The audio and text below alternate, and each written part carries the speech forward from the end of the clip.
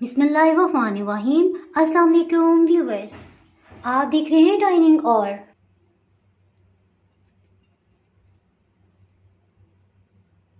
जी आज मैं आपसे पिज़्ज़ा चीज़ ट्विस्टर्स की रेसिपी शेयर कर रही हूँ।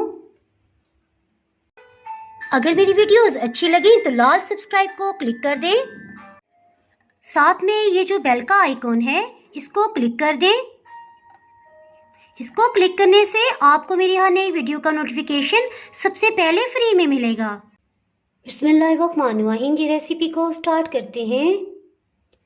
मैदा तकरीबन 16 खाने वाले चम्मच इस तरह से भर के लिया है जी। और आपकी सहूलत के लिए बताती चलूँ कि जो टेबलस्पून मैं इस्तेमाल करी हूँ यहाँ से यहाँ तक 1.8 इंचज़ या इवन आप 2 इंचज़ का भी लेंगे तो इंशाल्लाह आपसे बेकिंग परफेक्ट होगी।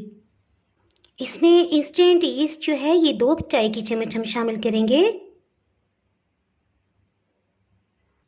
खुश्क दूध 3 खाने वाले चम्मच। इन सबको एक दफ़ा अच्छी तरह से मिक्स कर लेंगे। इसको साइड पे करते हैं। इसके साथ ही लिक्विड चीज़ों को मिक्स कर लेते हैं जी। इसके लिए एक नॉर्मल साइज़ का अंडा ले लिया है। इसमें 1 खाने वाला चम्मच चीनी शामिल करेंगे। नमक 1/4 टीस्पून, 1 चाय की चम्मच का चौथाई हिस्सा। रूम टेम्परेचर पे पिघला हुआ घी या मक्खन ये 3 खाने वाले चम्मच है। गाढ़ा दही 2 खाने वाले चम्मच। इससे इंशाल्लाह डो बहुत ही सॉफ्ट बनेगी। चलिए जी, बहुत अच्छी तरह से मिक्स हो गया है। इसे मैदे में शामिल करते हैं। इसे अच्छी तरह से मिक्स कर लेंगे। इसे खुश्क आटे में अच्छी तरह से मिक्स करेंगे। इससे हमें अंदाज़ा होगा कि इसमें हम दूध कितना शामिल करें। नीम गर्म दूध इसके लिए हम इस्तेमाल कर रहे हैं। चलिए जी, ये तो मिक्सअप हो गया। दूध इसमें से 1/4 कप पहले शामिल करेंगे। अच्छी तरह से मिक्स कर लेंगे। इसे टाइटली खुश्क आटे के साथ फोल्ड करेंगे। इससे हमें ये अंदाज़ा होगा कि इसमें मज़ीद नीम गर्म दूध कितना हमें शामिल करना चाहिए। इसे बहुत सख्त नहीं गूंदेंगे। थोड़ा सा दूध मज़ीद शामिल करते हैं। दूध को ज़्यादा गर्म ना कीजिएगा वरना खमीर की खुशबू बहुत तेज़ हो जाएगी। इसमें तकरीबन 50 ml दूध लगा है और डो इस फॉर्म में आ गई है। अब इसमें मज़ीद दूध शामिल नहीं करेंगे बल्कि 2 खाने वाले चम्मच इसमें कुकिंग ऑयल डाल देंगे। इसी में फोल्ड करते हुए गूंद लेंगे जी। ये देखें डो इस तरह से है, ना ज़्यादा नरम है और ना ही सख्त जी। डो को गूंदते तकरीबन 2-2.5 मिनट हो चुके हैं और ये बहुत अच्छी तरह तैयार हो गई है। इसे एक बाउल में रख देंगे। इसके ऊपर की सतह पे 1 खाने वाला चम्मच कुकिंग ऑयल डालेंगे। इसे सब तरफ अच्छी तरह से फैला देंगे और इसे ढक्कन से कवर कर देंगे और राइज होने देंगे। जितनी देर में डो राइज होती है इसके साथ ही फिलिंग तैयार कर लेते हैं। बिस्मिल्लाहिर्रहमानिर्रहीम जी। फिलिंग के लिए 3 खाने वाले चम्मच कुकिंग ऑयल डाल देंगे।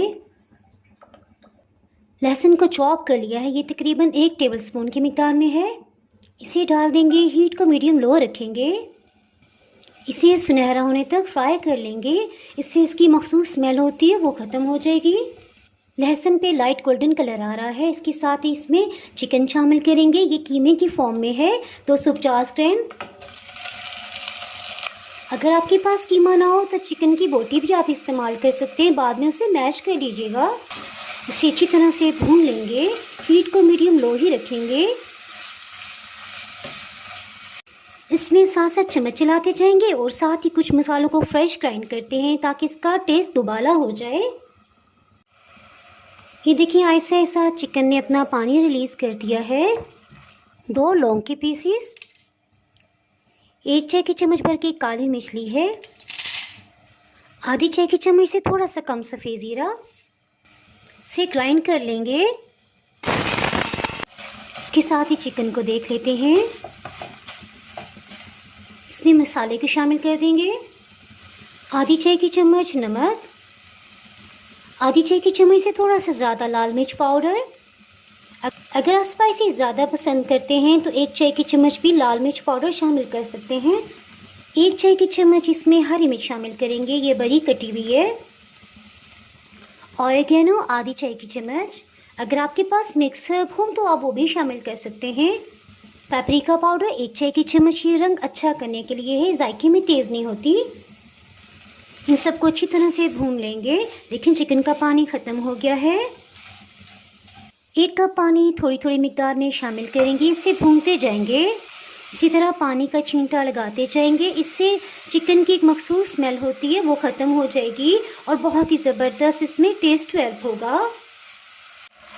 1 कप पानी थोड़ा थोड़ा करके डालते हुए ख़त्म हो गया है। इसके साथ ही इसमें 1 खाने वाला चम्मच मैदा शामिल करेंगे, इसे अच्छी तरह से भून लेंगे। जी इस स्टेज पे मैदा शामिल करने की ये वजह है कि मैदे की वजह से ये बाइंड पोजीशन में आ जाएगा। तकरीबन 1 से 1.5 मिनट हो गया है इसे भूनते हुए। इसके साथ ही इसमें 200 ml दूध शामिल कर देंगे। हीट को बिल्कुल लो कर दिया है, इसे अच्छी तरह से मिक्स करेंगे। ये बॉइलिंग पॉइंट पे आ गया है, इसे ढक्कन से कवर कर देंगे। मिनट हो चुके हैं इसे कवर किए, चेक कर लेते हैं। हीट को मीडियम कर लेंगे और इसका जो भी दूध है वो खुश कर लेंगे। पिज़्ज़ा में फिलिंग के बाद हम उसे कटिंग कर लेंगे और ट्विस्ट करेंगे। मैदा डालने की वजह से एक बाइंड पोजीशन में रहेगा और फिलिंग बाहर नहीं गिरेगी। इसमें से सब नमी ख़त्म होने तक इसे इस तरह से भूनते रहेंगे। चिकन में दूध शामिल करने से लेके अभी तक तकरीबन 9 मिनट हुए हैं और ये देखिए इसमें से बिल्कुल नमी ख़त्म हो गई है। इसके साथ ही हीट को ऑफ कर देंगे और इसे ठंडा होने देंगे। ये आप देख सकते हैं कि इसमें बिल्कुल भी ऑयल अलग से नहीं आ रहा, यानी ज़्यादा क्वांटिटी में इसीलिए नहीं डाला, सिर्फ एक चमक सी है। देखिए इसके तैयार होने की ये भी निशानी है कि जब हम इस तरह से चम्मच चला रहे हैं तो ये सारा इकट्ठे मूव कर रहा है। डो को चेक कर लेते हैं, तकरीबन 2 घंटे हो चुके हैं। पंच लगा के इसकी एयर निकाल लेंगे। इसे एक पेड़े की शेप दे देंगे। इसे 2 बराबर हिस्सों में डिवाइड कर देंगे। इसी तरह से 2 बराबर साइज के पेड़े बना लेंगे।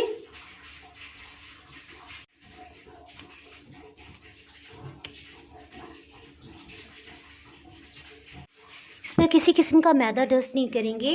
इसी तरह से इसकी 2 रोटियां बेलेंगे। थोड़ा सा हाथों की मदद से इसे फैला लेंगे।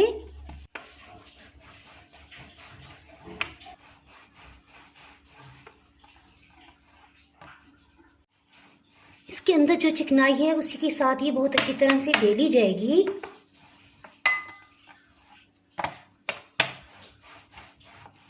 कोशिश करेंगे कि थोड़ा इसे लंबाई में बेल सकें। तकरीबन 9.5 इंच की रोटी बेली गई है। इसे इतिहाद से फोल्ड कर लेंगे और साइड पे रखते हैं। इसी तरह से दूसरी रोटी को भी बेल लेंगे। इसको भी हाथों की मदद से थोड़ा सा फैला लेंगे। की सतह पे होममेड पिज़्ज़ा सॉस लगा देंगे। ये केचप से बना हुआ पिज़्ज़ा सॉस है। इसकी रेसिपी ऑलरेडी पहले मैं अपलोड कर चुकी हूँ। अगर आप इससे मतलब जानना चाहते हैं तो इसका लिंक मैं डिस्क्रिप्शन में दे दूँगी, आप वहाँ से देख सकते हैं। तकरीबन 2 घंटे हो चुके हैं। कीमा इस फॉर्म में है, इतना खुश्क खुश्क है। इसके ऊपर की सतह पे इसे फैला देंगे। इस तरह से इसे फैला दिया है। फिर छुरी की मदद से हल्का हल्का प्रेस कर देंगे ताकि ये सब एक लेवल में आ जाए।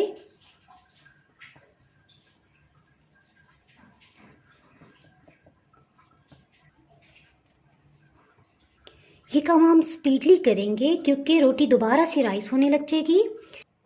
इस पर चीज़ को क्रश करके डाल देंगे। हरे धनिए को भी इसके ऊपर अच्छी तरह से फैला दिया है। अब इसके ऊपर दूसरी रोटी को फैला देंगे।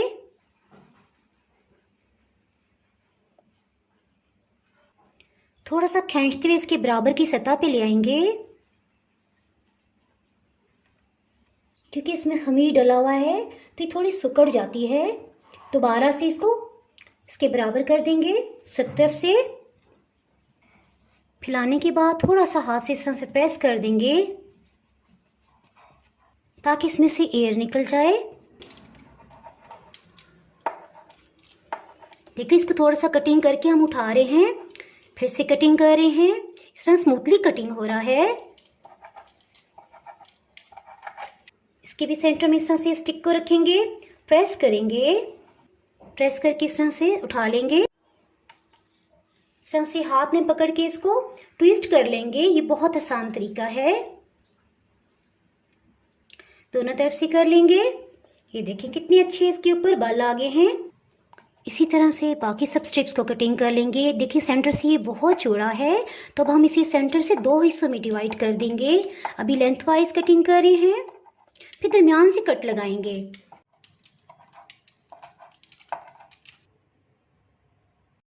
इसको कटिंग करने से पहले ओवन को प्री हीट कर लिया था। इसके सेंटर से कट लगा लेंगे जो ज़्यादा बड़े साइज़ के हैं।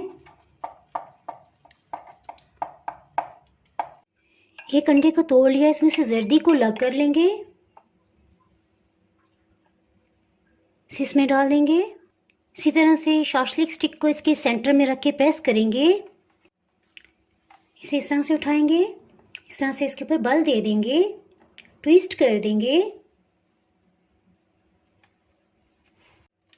इस तरह से रखते जाएंगे, हल्का सा प्रेस कर देंगे। इसी तरह से सबको इस तरह से ट्विस्ट करके बनाते जाएंगे। अंडे की जर्दी को थोड़ा सा मिक्स कर लेंगे, इस पर अंडे की जर्दी की कोटिंग कर देंगे।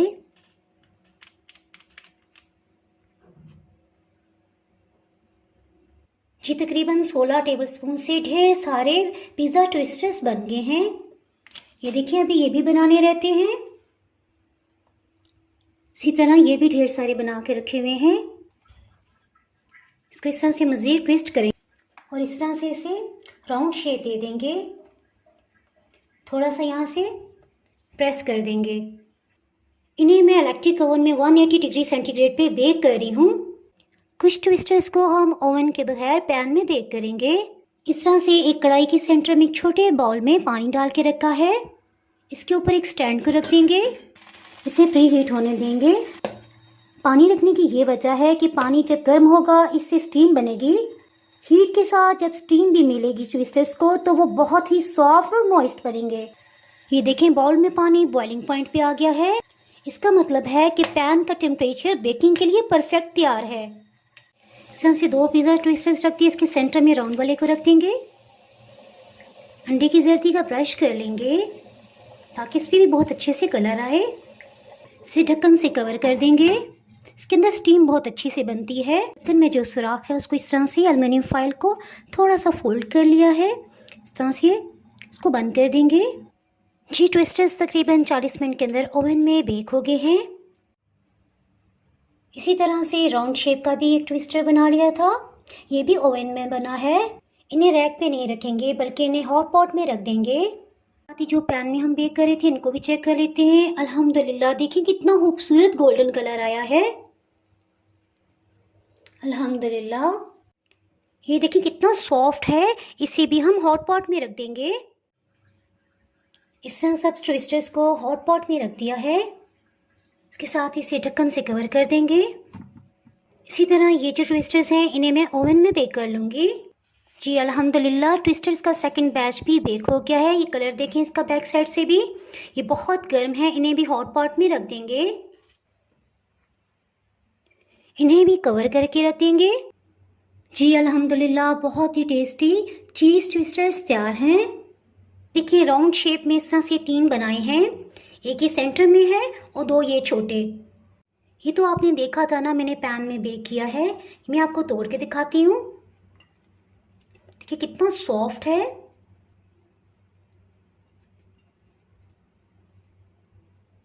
अगर आपने मेरा चैनल अभी तक सब्सक्राइब नहीं किया तो चैनल को सब्सक्राइब कर दें, बेल आइकन ज़रूर प्रेस कर दीजिएगा। इसके बगैर आपको मेरी हर नई आने वाली वीडियो का नोटिफिकेशन ही मिल पाएगा। दुआओं में याद रखें, वीडियो लाइक और शेयर करना बिल्कुल भी ना भूलिएगा। इसके साथ ही मैं इजाज़त चाहती हूँ। अल्लाह हाफिज़।